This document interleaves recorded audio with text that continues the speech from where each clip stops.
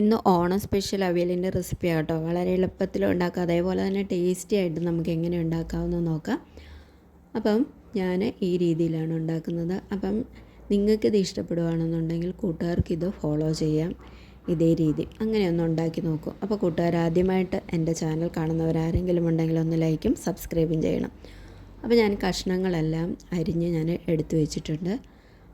ഇത് ഒരു പ്ലേറ്റിലേക്ക് ഞാൻ എടുത്തിട്ടുണ്ട്. അപ്പോൾ ഞാൻ എന്തെല്ലാം കഷ്ണങ്ങൾ എടുത്തതെന്ന് പറയാം. വെള്ളരിക്ക എടുത്തിട്ടുണ്ട്, അതോടൊപ്പം തന്നെ അച്ചിങ്ങാപ്പയർ, മുരിങ്ങക്കമ്പ്, അതിൻ്റെ കൂടെ തന്നെ കായ എടുത്തിട്ടുണ്ട്, അതോടൊപ്പം തന്നെ ക്യാരറ്റ് എടുത്തിട്ടുണ്ട്, പിന്നെ പടവലങ്ങ എടുത്തിട്ടുണ്ട്. പിന്നെ ഇതിൻ്റെ കൂടെ ഞാൻ എടുത്തിരിക്കുന്നത് ചേനയാണ്. ചേന പെട്ടെന്ന് വേകുന്ന ചേനയാണ് ഞാൻ എടുത്തിരിക്കുന്നത് കേട്ടോ. വേകാത്ത ചേനയാണെന്നുണ്ടെങ്കിൽ ഞാൻ അവിയലിന് എടുക്കാറില്ല. അപ്പോൾ ഇതത്രയും ഞാൻ എടുത്തു വെച്ചിട്ടുണ്ട്. അപ്പോൾ ഞാൻ അവിയൽ വെക്കുമ്പോൾ ഒരിക്കലും അവിയലിൽ ഞാൻ വെള്ളം ഒഴിക്കാറില്ല. ആ കഷ്ണങ്ങളിലുള്ള വെള്ളവും അതോടൊപ്പം തന്നെ ആവിയിലും കിടന്നാണ് ഞാൻ വേവിച്ച് എടുക്കാറുള്ളത്. അപ്പോൾ തന്നെ ആദ്യം തന്നെ ഒരു പാത്രത്തിലേക്ക് ഞാൻ എണ്ണ ഒഴിച്ച് കൊടുത്തിട്ടുണ്ട്, അതായത് വെളിച്ചെണ്ണയാണ് ഒഴിച്ച് കൊടുക്കുന്നത്. അതിലേക്ക് ചേന ഇട്ട് കൊടുത്തിട്ടുണ്ട്. ഇനി അതിലേക്ക് കുറച്ച് കറിവേപ്പില ഒന്ന് സ്പ്രെഡ് ചെയ്തതിന് ശേഷം ബാക്കിയുള്ള കഷ്ണങ്ങളെല്ലാം നമുക്കിതിനകത്തേക്ക് ഒന്ന് ചേർത്ത് കൊടുക്കാം. ഇതുപോലെ കഷ്ണങ്ങളെല്ലാം ചേർത്ത് കൊടുക്കണം.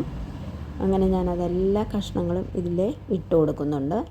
പെട്ടെന്ന് വെന്ത് കിട്ടും കേട്ടോ. ഒരു 10 മിനിറ്റ് മതി നമുക്ക് അവിയൽ ഉണ്ടാക്കിയെടുക്കാനായിട്ട്, അധികം സമയമൊന്നും എടുക്കത്തില്ല.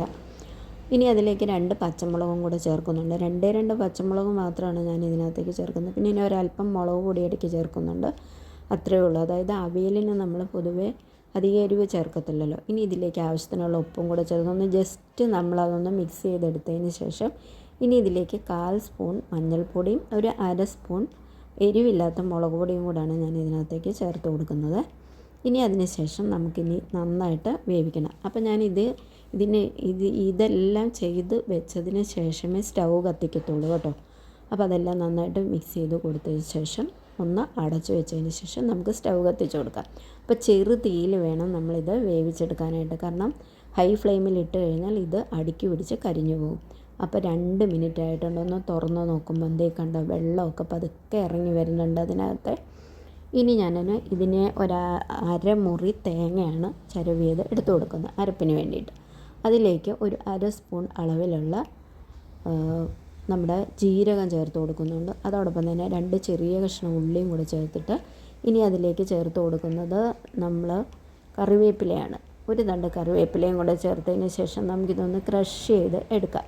ക്രഷ് ചെയ്തെന്ന് പറഞ്ഞാൽ തോരന് നമ്മൾ ക്രഷ് ചെയ്തെടുക്കത്തില്ലേ തേങ്ങ, അതിനെയൊക്കെ കുറച്ചുകൂടെ ഒന്ന് അരച്ച് എടുക്കണം. കണ്ടല്ലോ, ഇപ്പം നമ്മുടെ അവിയലിൻ്റെ കഷ്ണങ്ങളെല്ലാം നന്നായി വെന്തിട്ടുണ്ട്.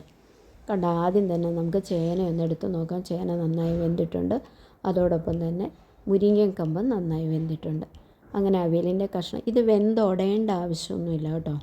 ഇനി നമുക്കിതിനകത്തേക്ക് അരപ്പ് ചേർത്ത് കൊടുക്കാം. അരപ്പ് ചേർത്തതിന് ശേഷം നമുക്ക് ഈ കഷ്ണങ്ങളെല്ലാം ഒന്ന് തട്ടിപ്പൊത്തി കൊടുത്തതിന് ശേഷം ഒന്ന് അടച്ചു വെക്കുക. ഒന്ന് ആവി വന്നതിന് ശേഷം വീണ്ടും നമുക്ക് തുറന്ന് നോക്കാം. അപ്പോൾ ഇനി നമ്മൾ ഇതിനകത്ത് പുളി ചേർത്തിട്ടില്ല. അപ്പോൾ പുളിക്ക് പകരം ഞാൻ ചില സമയങ്ങളിൽ മാങ്ങ ചേർക്കാറുണ്ട്. അപ്പോൾ ഇന്ന് ഞാൻ തൈരാണ് ചേർക്കുന്നത്. ഒരു ചെറിയ തവി തൈര് ഞാൻ എടുത്തിട്ടുണ്ട്. ഇതിന് അത്യാവശ്യം പുളിയുള്ള തൈരാണ് കേട്ടോ. അതുപോലെ തന്നെ അവിയലിന് ഒത്തിരി പുളി ആയാലും കൊള്ളത്തില്ല കേട്ടോ.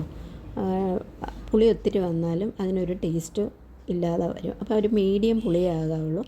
അതും കൂടെ ചേർത്തിട്ട് നന്നായിട്ട് നമുക്കിതുപോലെ നമുക്കൊന്ന് ഇളക്കി കൊടുക്കാം.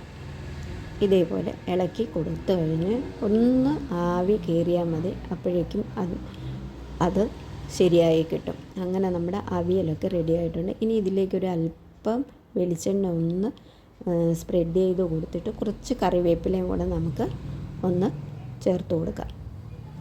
അതിനുശേഷം അടച്ചൊരു 5 മിനിറ്റ് വെച്ചതിന് ശേഷം വേറൊരു പാത്രത്തിലേക്ക് നമുക്ക് മാറ്റി കൊടുക്കാം.